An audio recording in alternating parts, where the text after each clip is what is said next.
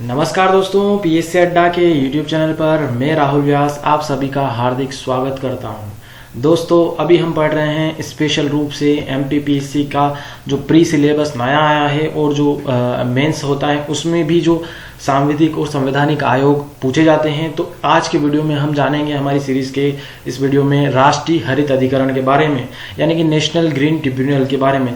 काफ़ी बार दोस्तों अगर आप करंट अफेयर से अपडेट रहते हैं तो वहाँ पर इसकी चर्चा आ जाती है कि नेशनल ग्रीन ट्रिब्यूनल यानी कि एनजीटी ने जो है कुछ करंट अफेयर में अगर किसी कंपनी पर जुर्माना अधिरोपित किया है या फिर इसका जो है अक्सर आपने नाम सुना होगा, और नहीं तो आज के वीडियो में आप इसके बारे में पूर्ण डिटेल जो है जान लेंगे। और ये जो टॉपिक है दोस्तों यहाँ पर आपके लिए बहुत बेनिफिट इसलिए रहेगा क्योंकि ये स्पेशल रूप से बनाया गया पर्यावरण के हितों के संरक्षण हेतु, इसलिए ये टॉपिक जो है पर्यावरण सब्जेक्ट से भी रिलेटेड करता है, वहां पर ये इम्पोर्टेंट है। परंतु इसको जब एक्ट के माध्यम से एक निकाय बना दिया गया, अधिकरण प्राधिकरण बना दिया गया, तो यह हमारे भारत की एक न्यायिक संस्था गठित कर दी गई, इसलिए ये दोनों ही दृष्टि से बहुत इंपॉर्टेंट लगता है आपके लिए। और यहाँ पर आपको एनजीटी के बारे में काफी कुछ जानने को मिलेगा और आपकी एग्जाम को जो है ये बेहतर करने में जो है काफी मदद करेगा। तो दोस्तों, घर पर रहिए, सुरक्षित रहिए और अपनी तैयारी को जारी रखिए पीएससी अड्डा के साथ। और पढ़ाई का जो है लॉकडाउन आपके लिए जो है अब खत्म हो चुका है। जैसा कि अगर आप अभी डेली अपडेट से हमारे चैनल के साथ जुड़े हैं तो आपको पता होगा कि हमारे चैनल पर अभी एमपीपीएससी के लिए क्लासेस स्टार्ट हो चुकी हैं काफ़ी समय से, और ये इन क्लासेस का शेड्यूल है दोस्तों कि इतिहास की क्लास लग रही हैं अभी, और इकोनॉमिक्स की भी चल रही हैं। मध्य प्रदेश पे ऑब्जेक्टिव क्लास होती हैं शाम को 5 बजे, और रात 8 बजे जो है मेरी क्लास होती है संविधान। तो दोस्तों अभी हम जो है पॉलिटी काफ़ी समय से पढ़ते आ रहे हैं, और पूरी जो है आपको प्लेलिस्ट है हमारे चैनल की जो प्लेलिस्ट है उसमें इंडियन कॉन्स्टिट्यूशन के नाम से आपको मिल जाएगी। वहाँ पर जितने भी बेसिक्स से लेकर जो है अभी तक हमने पढ़ा है पूरा जितना भारतीय राज्य व्यवस्था है उससे संबंधित, तो वहाँ पर आपको पूरे जो टॉपिक हैं वो आपको मिल जाएंगे। और अगर आप हमारे साथ जुड़े हैं तो डेली रात को 8 बजे आना ना भूलें, जहाँ पर हम पढ़ रहे हैं इन्हीं निकायों से संबंधित। और जल्द ही जब हमारा ये सब्जेक्ट कंप्लीट हो जाएगा तो हम जो है नेक्स्ट टॉपिक जो हमारा जो नेक्स्ट सब्जेक्ट रहेगा वो रहेगा जियोग्राफी यानी कि भूगोल। तो आप जो है हमारे साथ जुड़े रहिए। बस यहाँ पर याद रखिए जो इकोनॉमिक्स की क्लास है दोस्तों ये अब शिफ्ट हो जाएगी संडे पर, क्योंकि अभी इसमें जो है टाइम मैनेजमेंट की थोड़ी दिक्कत आ रही है, और जल्दी जब लॉकडाउन खुल जाएगा तो हमारी और क्लासेस में जो है मॉडिफाई करेंगे, ज़्यादा जो है क्लासेस आपके लिए लाएंगे। और अपने दोस्तों के साथ दोस्तों ये जो है न्यूज़ जो है शेयर जरूर कीजिएगा कि जो बिल्कुल फ्री हम लाइव क्लासेस ला रहे हैं, जिससे सभी तक जो है एमपीपीएससी का मटेरियल और सब्जेक्ट जो है आपके कवर हो पाए। अगर आप किसी भी एग्जाम की तैयारी कर रहे हैं, चाहे वो एसएससी हो गई, बैंक हो गई, रेलवे हो गई, अगर आप इन सब्जेक्ट को पूरे डीपली पढ़ना चाहते हैं, इन सब्जेक्ट को जितने भी कॉन्सेप्ट हैं उनको क्लियर करना चाहते हैं, तो हमारे जो ये वीडियोस रहेंगे इन सब्जेक्ट के ऊपर आपके लिए काफ़ी बेनिफिटली साबित होंगे। तो दोस्तों ये जानकारी आप अपने दोस्तों के साथ जरूर शेयर कीजिए। और आपके लिए जो है मोटिवेशनल कोट है आज के लिए कि सपने को पाने के लिए समझदार नहीं पागल बनना पड़ता है। ये जो छोटी लाइनें हैं दोस्तों ये काफ़ी गहराई में बात कहती हैं कि हमारे जो सपना है कुछ बनने का, कुछ करने का, तो उस सपने को पाने के लिए हमें समझदार तो बनना ही है वैसे, परंतु यहाँ पर पागल बनना पड़ता है। इसका मतलब क्या है दोस्तों कि हमारा जो सपना है उसको पाने के लिए आप इतने पागल हो जाएं, दिन रात इतनी मेहनत करें कि उस सपने के अलावा आपको कुछ भी नहीं दिखाई दे, उसके आगे सब कुछ जो है छोटा ही दिखाई दे। इस प्रकार से आप उस लक्ष्य को पाने के लिए, उस सपने को पाने के लिए लग जाइए, पागल बन जाएं। तो दोस्तों इसी मोटिवेशनल थॉट के साथ हम स्टार्ट करते हैं और राष्ट्रीय हरित अधिकरण यानी कि एनजीटी के बारे में जानते हैं। यहाँ पर दोस्तों है कि स्पेशल रूप से ये जब एनजीटी बना था ये काम तो पर्यावरण के लिए ही करता है, परंतु इसकी काफ़ी कुछ जो है हम यहाँ पर इस वीडियो में जान लेंगे कि क्या इसकी संरचना है, कब ये बना था। तो सबसे पहले है कि पर्यावरण संरक्षण, वनों और अन्य प्राकृतिक संसाधनों के संरक्षण से संबंधित मामलों के प्रभावी और शीघ्र निपटान के लिए ये चीज़ इम्पोर्टेंट है दोस्तों कि जो प्राकृतिक या हम कहें कि पर्यावरण संबंधित जितने भी मामले उनको जल्दी निपटाने के लिए एक अधिकरण बनाया गया, राष्ट्रीय हरित अधिकरण नेशनल ग्रीन ट्रिब्यूनल की स्थापना 18 अक्टूबर 2010 को राष्ट्रीय हरित अधिकरण अधिनियम 2010 के तहत की गई। एक तो यहाँ पर दोस्तों आप याद रखिए कि इसकी तारीख क्या थी, बनाई कब की थी, 18 अक्टूबर 2010। कभी भी किसी एग्जाम में ऑब्जेक्टिव क्वेश्चन आएगा तो वहाँ पर इसकी डायरेक्टली तारीख पूछ ली जाएगी और वहाँ पर आप कंफ्यूजन ना हो। और 2010 तो आप याद रखिए इसका सन। तो 2010 में एक एक्ट लाया गया, राष्ट्रीय हरित अधिनियम संसद के द्वारा, और जब इसको पारित कर दिया गया तो यहाँ पर इस एक्ट को लागू किया गया और एक निकाय बनाया गया 18 अक्टूबर 2010 को, राष्ट्रीय हरित अधिकरण यानी कि एनजीटी। और इसमें इम्पोर्टेंट ये है दोस्तों कि अभी जब 2018 जो फरवरी में एमपीपीएससी की प्री हुई थी, वहाँ पर भी डायरेक्टली पर्यावरण का जो सब्जेक्ट आता है तो उसमें भी नेशनल ग्रीन ट्रिब्यूनल यानी कि एनजीटी का फुल फॉर्म पूछा गया था। तो आप इस प्रकार समझ सकते हैं कि इसकी जो है महत्ता कितनी है, कहीं से भी ऑब्जेक्टिव क्वेश्चन जो है बन जाया करते हैं, इसलिए आप सभी पर जो है अच्छे से ध्यान रखिए। और यह जो है निकाय जो है भारतीय संविधान के अनुच्छेद 21 से प्रेरित है, जो भारत के नागरिकों को स्वस्थ वातावरण का अधिकार प्रदान करता है। अब आर्टिकल 21 क्या कहता है दोस्तों कि जीवन जीने का प्रत्येक नागरिक का अधिकार होता है। अब जीवन जीने के अधिकार को भी हमने अच्छे से डिस्कस किया है मौलिक अधिकारों में। तो जीवन जीने का अधिकार मतलब कि उसे पूर्ण रूप से जो एक मानव का जीवन है उसको जीने का अधिकार होता है। तो वहाँ पर जो है स्वस्थ वातावरण यानी कि स्वच्छ वातावरण की भी उसको अधिकार होता है इसी जो आर्टिकल के तहत। इसलिए एनजीटी को जो है प्राकृतिक न्याय के सिद्धांतों द्वारा निर्देशित किया जाता है। अब यहाँ पर मुख्य पॉइंट है कि एनजीटी को प्राकृतिक न्याय के सिद्धांतों द्वारा निर्देशित किया जाता है। तो प्राकृतिक न्याय के सिद्धांत क्या है दोस्तों? इस प्रकार है प्राकृतिक न्याय के सिद्धांत कि यहाँ पर वे सिद्धांत आते हैं कि आप देखेंगे कि जो प्रकृति होती है वो किसी भी मानव या व्यक्ति उनके साथ जब न्याय करना होता है तो वहाँ पर किसी प्रकार से कोई भेदभाव नहीं करती है और निष्पक्ष रूप से जो है प्रकृति जो होती है वो न्याय करती हैं। और आप देखेंगे कि तो किसी भी देश का जो कानून होता है वह अगर न्याय देता है तो उस न्याय में हो सकता है कि कुछ जो है उनसे निष्पक्ष रूप से न्याय न हो सके और वहाँ पर जो है दोषी को भी सजा हो जाती है। परंतु प्रकृति का जो न्याय होता है वो इस प्रकार से होता है कि निर्दोष को कभी सजा नहीं होती है और समान रूप से सभी को जो है निष्पक्ष न्याय मिलता है। ये प्राकृतिक न्याय का सिद्धांत होते हैं। इसके अंतर्गत इस प्रकार से काफ़ी सिद्धांत होते हैं प्राकृतिक न्याय के। तो इस न्याय के सिद्धांतों को निर्देशित जो है एनजीटी को निर्देशित किया जाता है। ठीक है, फिर है एनजीटी की स्थापना का मुख्य उद्देश्य।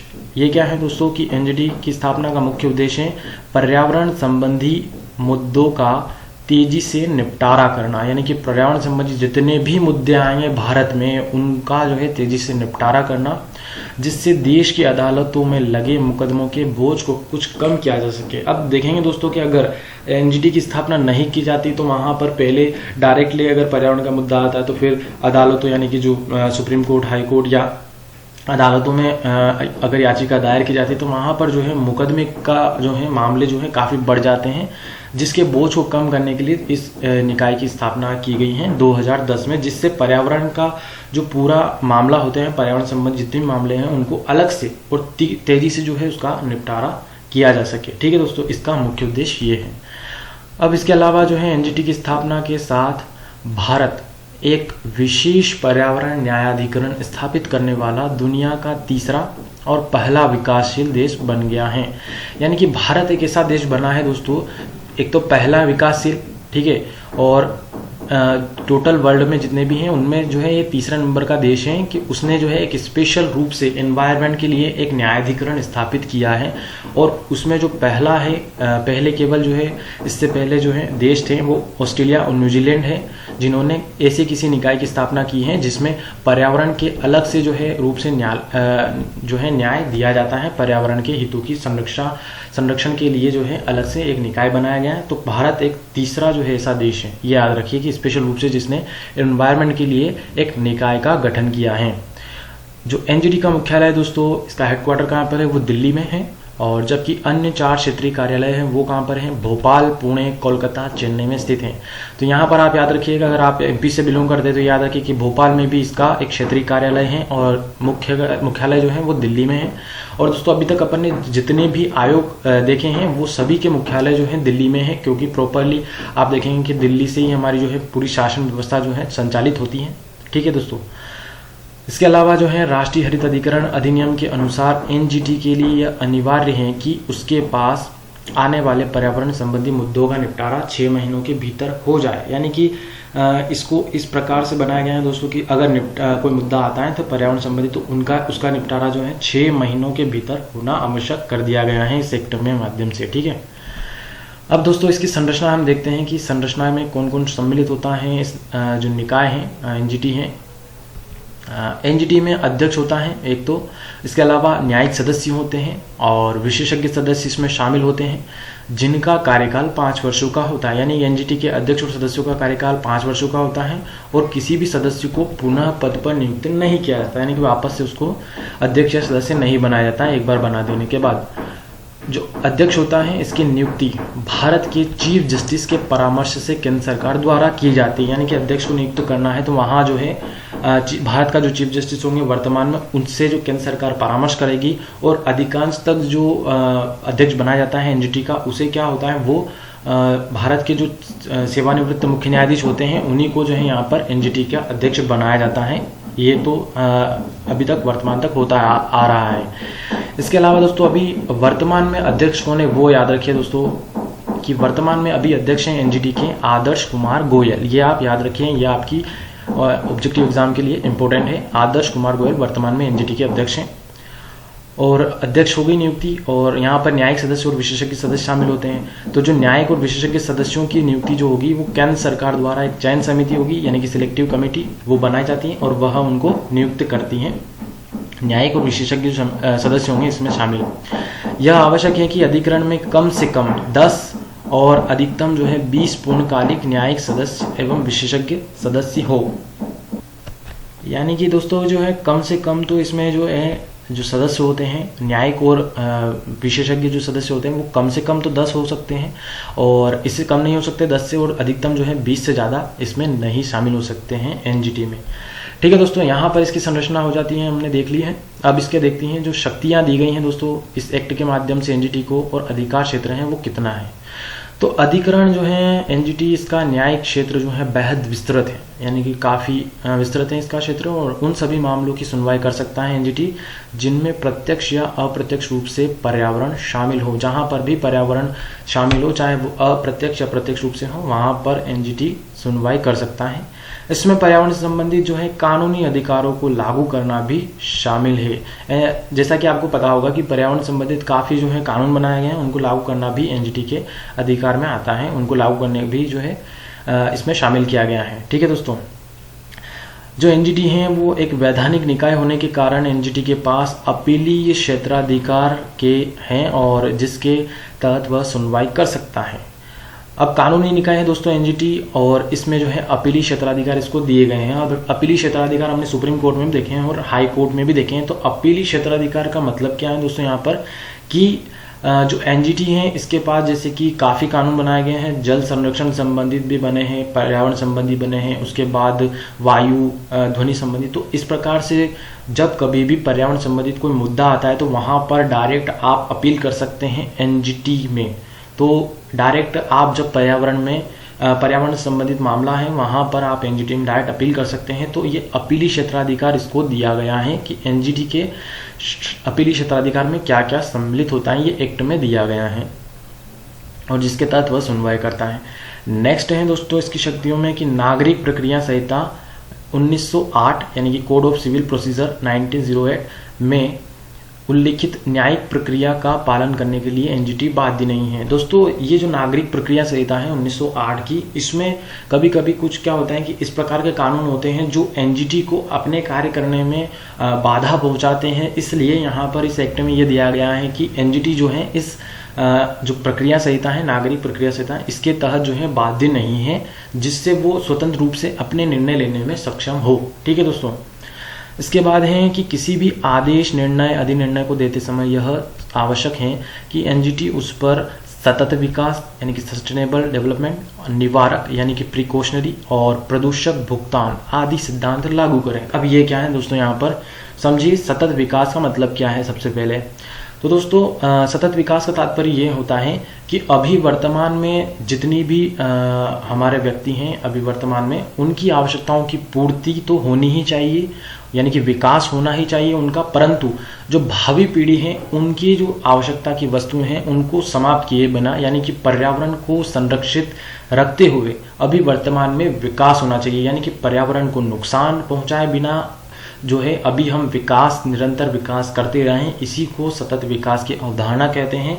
और सस्टेनेबल डेवलपमेंट गोल्स भी जो है दोस्तों यूएन ने बनाए गए हैं, जिसके तहत सभी जो है देश उन गोल्स को अचीव करने के लिए जो है प्रयत्नशील रहते हैं। सतत विकास जो सस्टेनेबल डेवलपमेंट गोल्स हैं उसमें 17 लक्ष्यों को साधा गया है, और इस प्रकार से आप समझ सकते हैं कि सतत विकास का तात्पर्य क्या है यहाँ पर। ठीक है दोस्तों, और इसके बाद निवारक और प्रदूषक भुगतान। अब यहाँ पर दोस्तों ये समझिए कि प्रदूषक भुगतान जैसे सिद्धांत क्या है, यानी कि पॉल्यूटर पेज।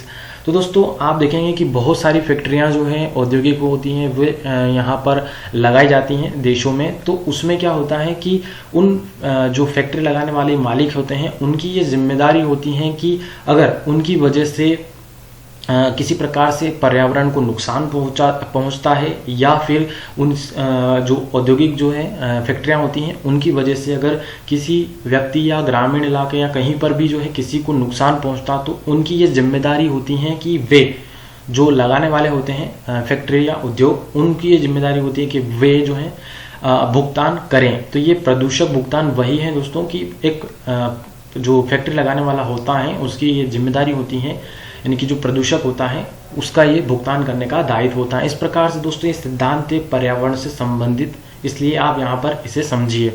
और अगर आपको यहाँ पर समझ में आया हो मेरे द्वारा बताई गई बातें, तो आप जो है कमेंट में लिख के मुझे जवाब दीजिए कि आपको समझ में आ गया है। ठीक है दोस्तों, फिर इसके बाद है कि इसकी और शक्तियाँ हैं कि अधिकरण जो है अपने आदेश अनुसार पर्यावरण प्रदूषण या किसी अन्य पर्यावरणीय क्षति के पीड़ितों को क्षतिपूर्ति प्रदान कर सकता है।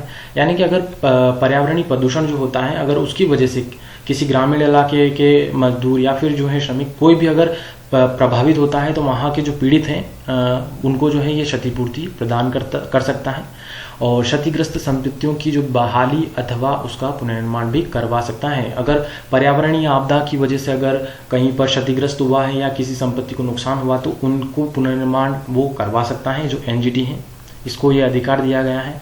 इसके बाद एनजीटी द्वारा दिए गए जो है आदेश, निर्णय, अधिनिर्णय का निष्पादन न्यायालय के आदेश के रूप में करना होता है। यानी कि जब कभी भी अगर एनजीटी आदेश देता है किसी को, तो उसका जो आदेश होगा वो न्यायालय के आदेश के समान जो है यहाँ पर समझा जाता है।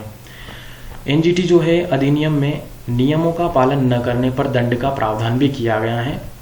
अब जैसा मैंने कि बताया कि इसमें एक तो जो अध्यक्ष होते हैं वो भी भारत के चीफ जस्टिस होते हैं। इसके अलावा जो इसमें न्यायिक सदस्य होते हैं, ये खुद एक संरचना जो है, मतलब एनजीटी जो हमारी संस्था है वो खुद एक न्यायिक प्रकृति होती है। तो यहाँ पर इसको दंड देने का प्रावधान रखा गया है दोस्तों। अब ये किस प्रकार का दंड होता है वो देखते हैं हम, कि एक निश्चित समय के लिए कारावास दे सकती है ये, जिसे अधिकतम 3 वर्षों के लिए बढ़ाया जा सकता है, और निश्चित आर्थिक दंड यानी कि 10 करोड़ रुपए तक बढ़ाया जा सकता है। तो एक तो कारावास अगर किसी को दिया जाता है तो वहां पर वो 3 वर्षों तक बढ़ा सकते हैं, और अगर कोई आर्थिक दंड यानी कि जुर्माना अगर किसी व्यक्ति पर अधिरोपित किया गया है तो वो 10 करोड़ रुपए तक बढ़ाया जा सकता है। और ये जो दंड है वो किस प्रकार से हैं, तो कारावास और आर्थिक दंड दोनों हैं। ठीक है दोस्तों, तो आप यहाँ पर समझ सकते हैं कि एनजीटी को कितनी पावर दी गई है। फिर हम देखते हैं दोस्तों कि आप यहाँ पर एक एग्जाम्पल मैं आपको देता हूँ वर्तमान में, जैसे कि यहाँ पर मैंने बताया कि इसको दंड देने का प्रावधान किया गया है। इसी के तहत ये समय समय पर जो है काफ़ी कंपनियों पर जुर्माना लगा भी चुकी हैं, और काफ़ी आपको इसके ऐतिहासिक निर्णय मिल जाएंगे, और आने वाले समय में भी आपको इसके निर्णय देखने को मिलेंगे ही सही। फिलहाल में आपको रिसेंटली हुई जो एक घटना, जो विशाखापट्टनम में गैस लीक कांड हुआ है, एलजी पॉलीमर जो कंपनी थी उनकी वजह से जो वहाँ पर गैस की लीक जो हुई है उसकी वजह से उन पर जो एनजीटी है अभी करंट में ही रिसेंटली जो है उस कंपनी जो थी एलजी पॉलीमर, उस पर पर्यावरण के जो सुरक्षा के दायित्वों का ध्यान न रखने की वजह से जो है एलजी पॉलीमर पर 50 करोड़ का जुर्माना अधिरोपित किया है। तो इस प्रकार आप समझ सकते हैं कि समय समय पर ये निर्णय भी देती हैं और एक्शन को कार्यवाही भी ये करती रहती हैं ये संस्था। ठीक है दोस्तों, अब हम नेक्स्ट देखते हैं इसके शक्ति अधिकार जो है। एनजीटी द्वारा दिए गए आदेश निर्णय अधिनिर्णय के विरुद्ध सर्वोच्च न्यायालय में 90 दिनों के भीतर अपील की जा सकती हैं। अगर एनजीटी ने कोई निर्णय दे दिया है और वहां पर अगर आपको उसके खिलाफ, एनजीटी के आदेश के खिलाफ अगर अपील करनी है, तो सर्वोच्च न्यायालय में आप सिर्फ उस जो एनजीटी ने जब आदेश दे दिया है तो उसके 90 दिनों के भीतर ही आप सर्वोच्च न्यायालय यानी कि सुप्रीम कोर्ट में अपील दायर कर सकते हैं, उसके बाद नहीं कर सकते। ठीक है दोस्तों। अब यहाँ पर मुख्य है दोस्तों कि एनजीटी जो है वो पर्यावरण से संबंधित 7 कानूनों के तहत नागरिक मामलों की सुनवाई करता है। अब ये 7 कानून क्या क्या हैं, इनके तहत ही करता है। यहाँ पर सिर्फ आप इम्पोर्टेंट तो कुछ नहीं है, पर ये याद रखिए कि एक्ट में ये दिए गए हैं, इन जो कानूनों के तहत ही ये जो है नागरिक मामलों की सुनवाई करता है एनजीटी। तो पहला है जैसे कि जल प्रदूषण निवारण एक्ट अधिनियम बना था 1974 में, फिर जल प्रदूषण निवारण और नियंत्रण उपकर यानी कि शेष अधिनियम बना था 1977 में, फिर वन संरक्षण एक्ट बना था 80 में यानी कि 1980 में, फिर वायु प्रदूषण निवारण और नियंत्रण एक्ट बना था 1981 का, तो फिर पर्यावरण संरक्षण एक्ट 1986, फिर सार्वजनिक दायित्व बीमा जो है अधिनियम 1991 और जैव विविधता एक्ट 2002। तो इस प्रकार से एक्ट में ये 7 एक्ट दिए गए हैं दोस्तों कि इन एक्ट के तहत नागरिक मामलों की सुनवाई कौन कर सकता है, एनजीटी कर सकता है, जो पर्यावरण से संबंधित हो। यहाँ पर आपको ये याद रखने की जरूरत नहीं है, बस आप नॉर्मली आपको जानकारी होनी चाहिए।